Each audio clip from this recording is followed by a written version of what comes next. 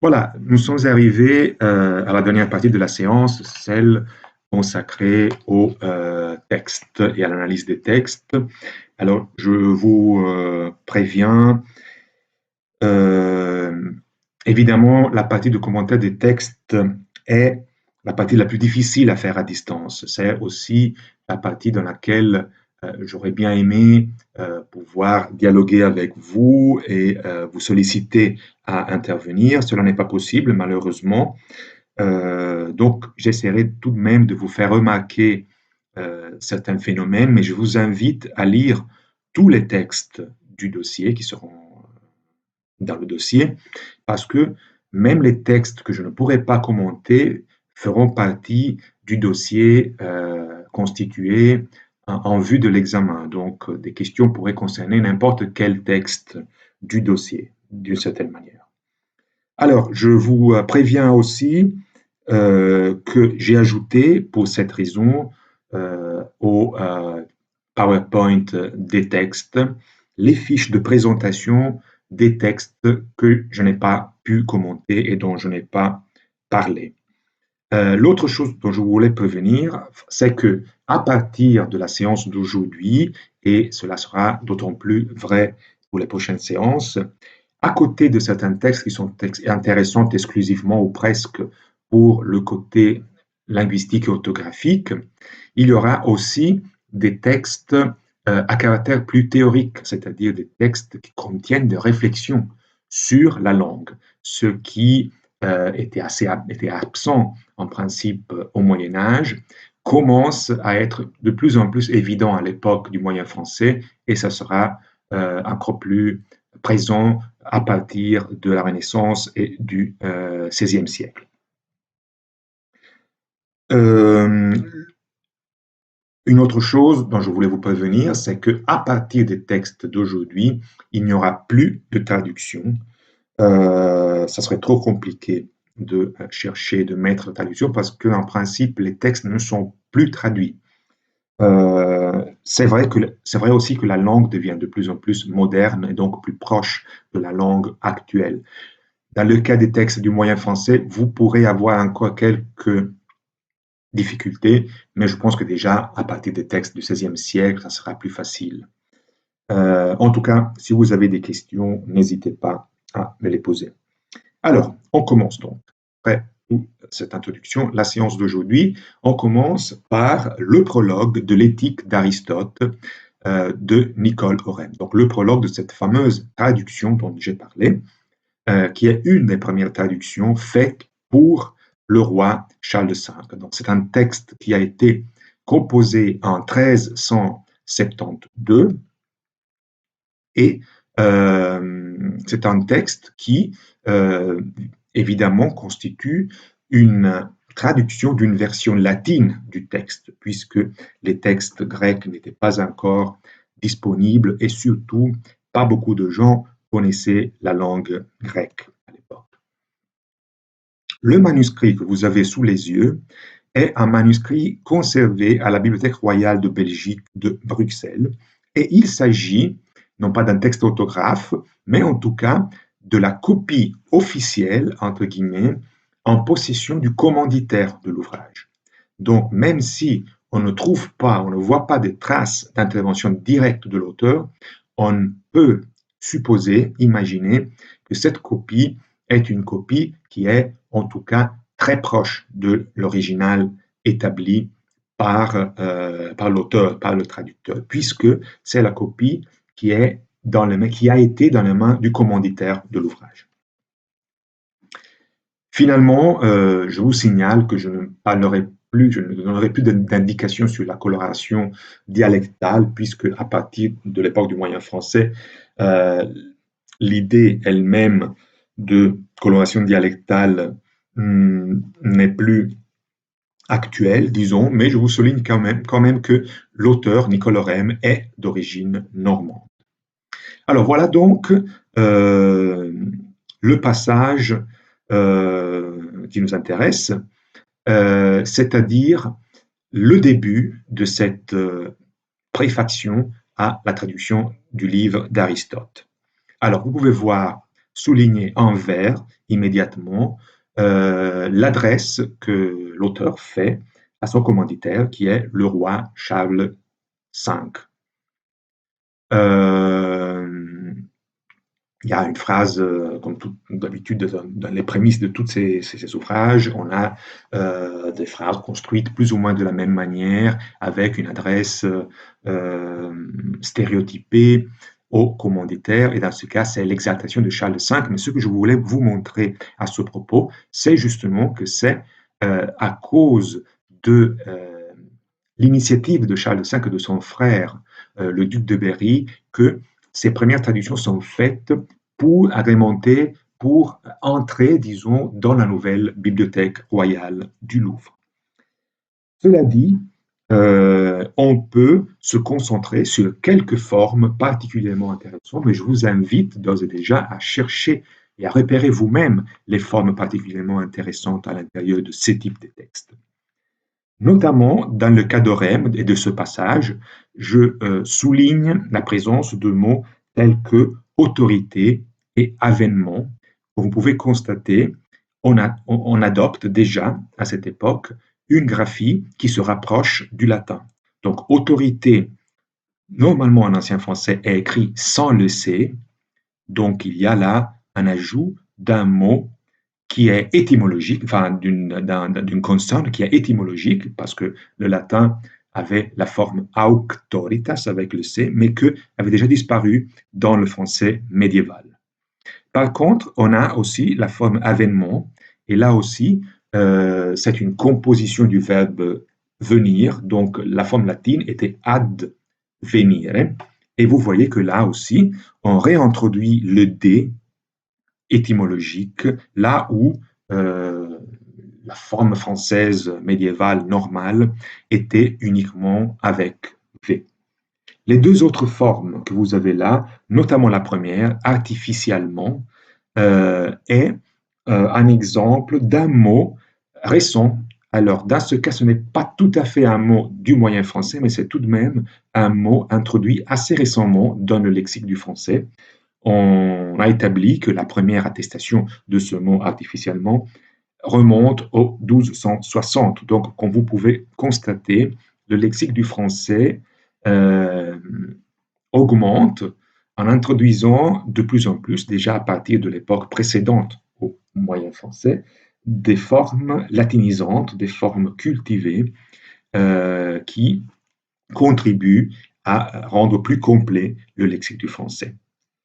Pour ce qui est de la forme complètement, je dois juste signaler qu'il s'agit là d'un cas de introduction d'une forme graphique latinisante, mais qui ne coïncide pas avec l'étymologie. Donc, si dans le cas d'autorité et d'avènement, on a un respect de l'étymologie latine, et donc ces consonnes qui sont introduites étaient effectivement dans le mot latin, dans le cas de complètement, on fait la même opération que dans le cas d'autorité, on ajoute un C, mais ce C n'est pas étymologique. Donc, dans certains cas, dans la graphie du moyen français, on assiste à l'introduction des lettres qui n'étaient même pas étymologiques. On peut passer à la deuxième partie de la citation d'Orem et commenter encore quelques autres formes, notamment la première forme correspondant, qui est par contre une forme nouvelle, contemporaine à Orem, qui a été peut-être aussi un des premiers à l'utiliser. En fait, on a pu établir que la première attestation du mot correspondant remonte au 1350. Donc, il s'agit en effet d'un mot tout à fait récent qui entre dans cette dynamique de renouvellement du lexique. Pour ce qui est du mot abondant, on voit encore une fois un exemple d'hypercorrection latinisante. C'est-à-dire qu'on surabonde dans la reconstruction graphique des mots et on introduit des nouvelles lettres aussi là où l'étymologie ne le demande pas. En effet, le mot abondant, abundantiam, etc., n'avait pas un H au début, mais commençait tout simplement par un A. Et là, l'introduction de ce H est justement une hypercorrection faite sur le modèle d'autres introductions de H tout à fait correctes, comme le cas de homme dont on a déjà parlé dans une autre vidéo de la séance. Je termine donc l'analyse de ce passage avec le mot traité, euh, qui est encore un exemple de cette construction graphique, cette fois tout à fait correcte. Tractatus, c'était en latin, donc le C est bien à sa place dans ce cas-là. Je passerai maintenant à une traduction de Laurent de Première Fait. Il s'agit, dans ce cas, d'un texte composé en 1405, donc vous voyez qu'on est déjà quelques décennies plus tard. Ce phénomène de la traduction s'est désormais bien implanté en France et on continue à traduire des textes de la latinité classique. Et dans ce cas, il s'agit effectivement d'une version française du De Senectute de Cicéron. Le manuscrit que vous avez sous les yeux est un manuscrit conservé à la Bibliothèque nationale de France, le manuscrit latin 7789. Et il s'agit, en effet, on peut le documenter par des interventions qu'on trouve à certains endroits du manuscrit, d'une copie surveillée et corrigée par l'auteur. Donc vous voyez que, effectivement, c'est une donnée qui se confirme pour l'époque du Moyen Âge. Les manuscrits sont beaucoup plus proches de l'original. Dans certains cas, on a des manuscrits autographes. Dans d'autres cas, on a des manuscrits qui sont dictés à des copistes professionnels, mais dans lesquels l'auteur lui-même intervient avec des corrections, avec des ajouts, en montrant que effectivement c'est une copie qui correspond tout à fait à l'original. Et voilà donc le passage qui nous intéresse. Excusez-moi.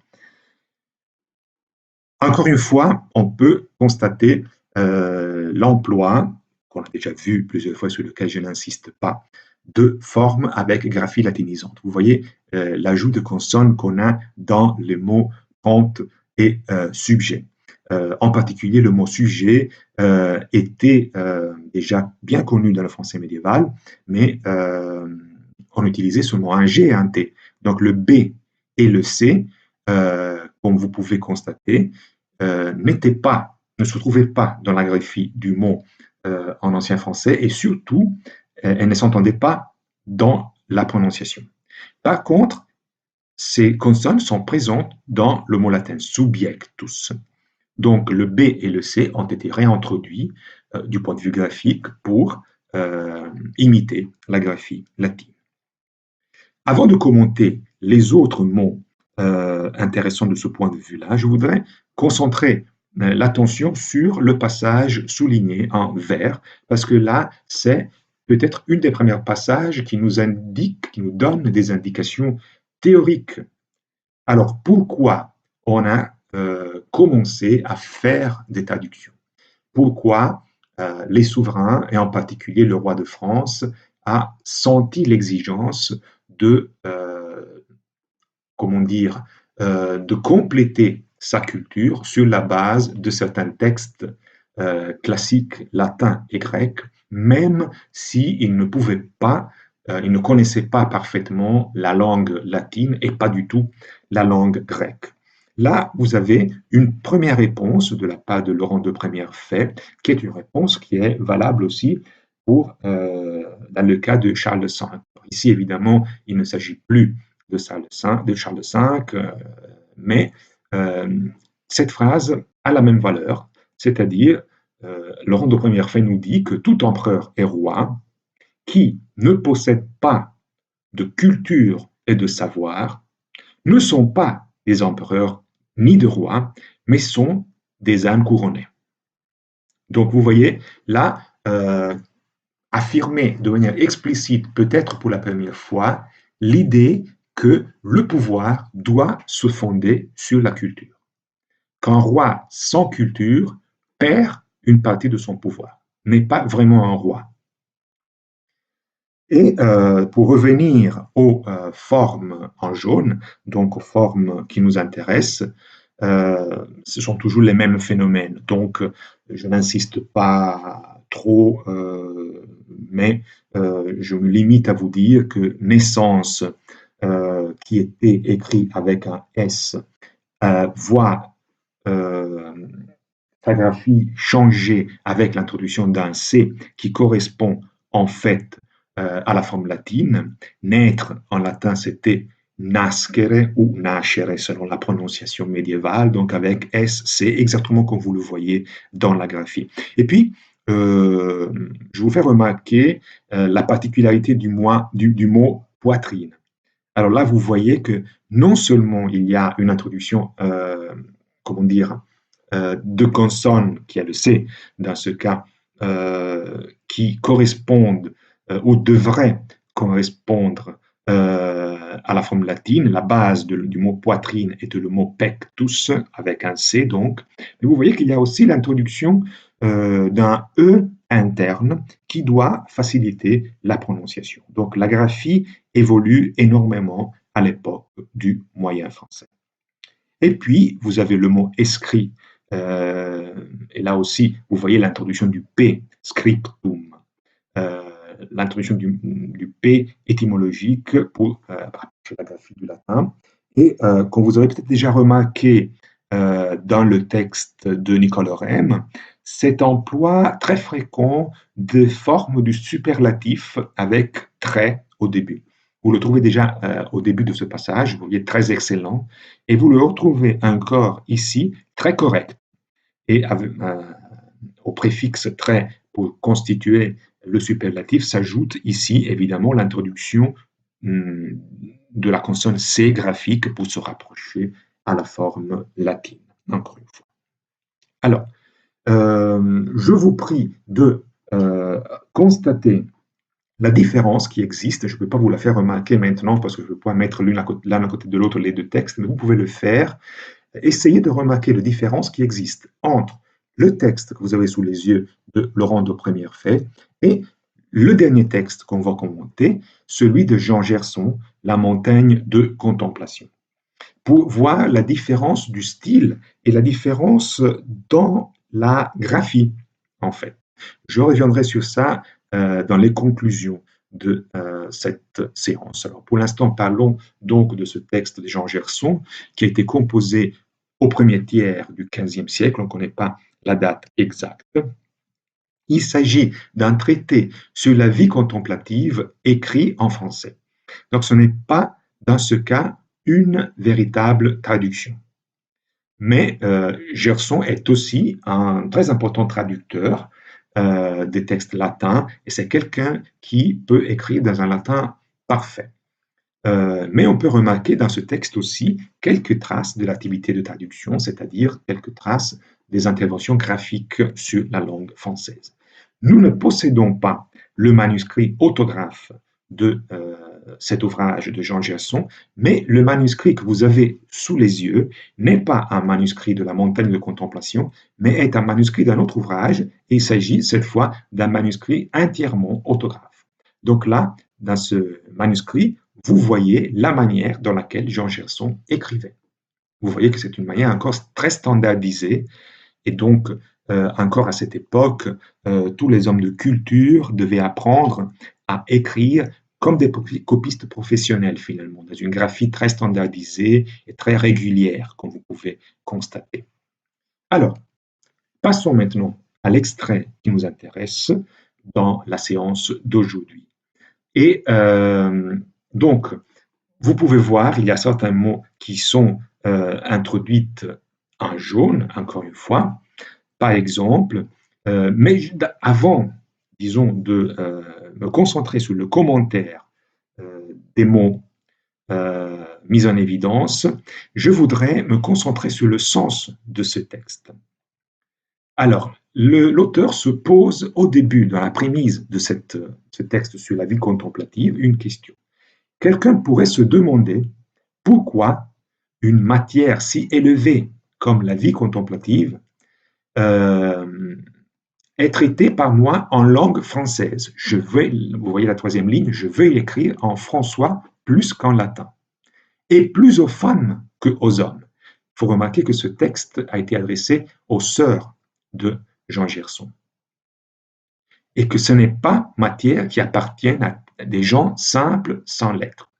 Donc, il y a là une sorte de petite révolution. Jean Gerson, qui est un véritable homme de lettres et un parfait connaisseur de la langue latine, s'adresse ici en français aux gens qui ne sont pas forcément cultivés, mais qui veulent approfondir leur culture. C'est une autre raison donc qui pousse à traduire les textes et à écrire de plus en plus en français, même sur des domaines, sur des matières qui étaient en principe réservées à la langue latine, comme un traité sur la vie contemplative. Et en fait, le passage continue. Combien que grand clergé et grande instruction est la loi de Dieu et sainte écriture soient bien convenables, bien que il est important d'avoir une culture et une éducation dans la loi de Dieu et pour bien lire les saintes écritures, néanmoins, aucune foi à telle science y donne empêchement, non mieux de soi, mais pour l'orgueil et l'enflure que la personne de l'être en prend. Alors, beaucoup de fois, le fait d'avoir seulement des textes en latin donne de l'orgueil aux gens des lettres qui refusent de partager cette connaissance aux gens simples qui ne connaissent pas le latin.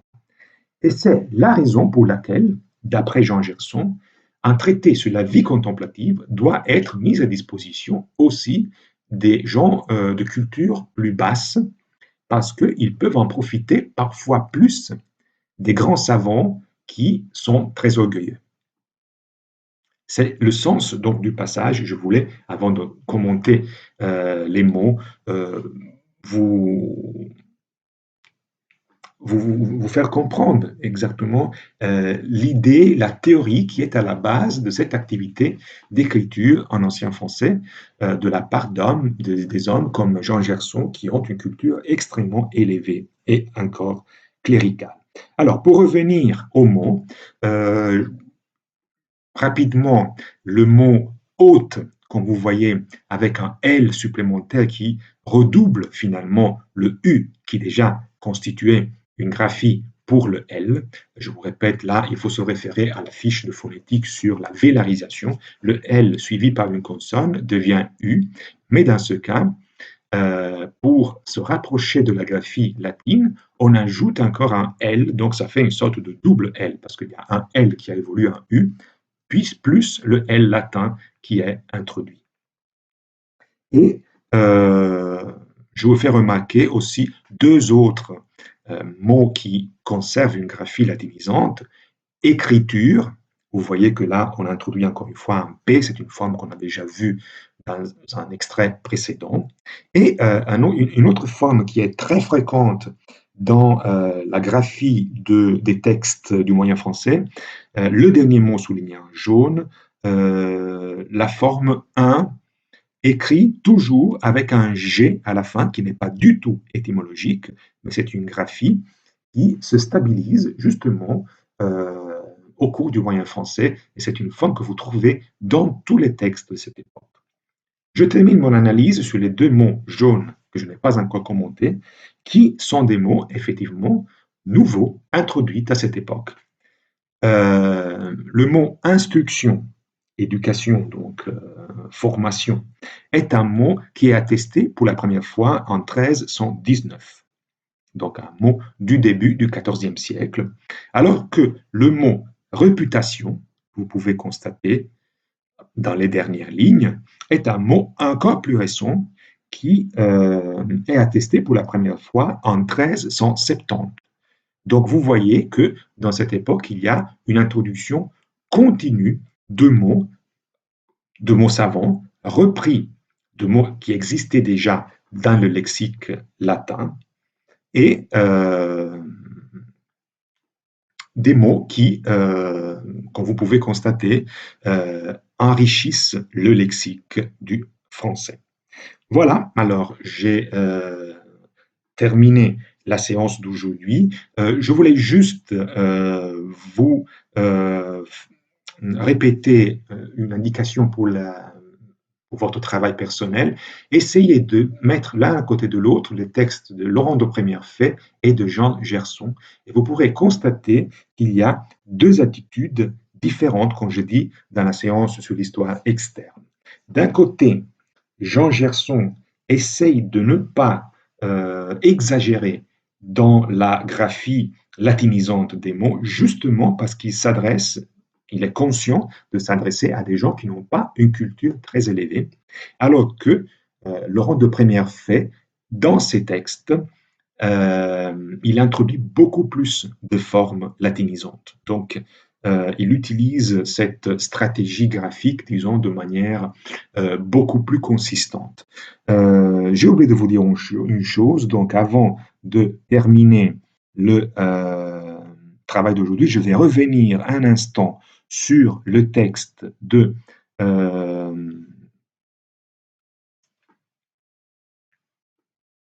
Nicole Orem,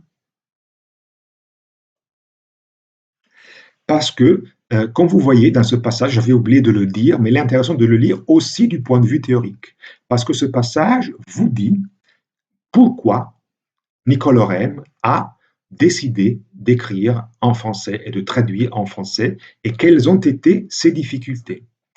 Il dit en fait dans les premières lignes que il y a beaucoup de mots grecs qui n'ont pas de correspondant en latin. Et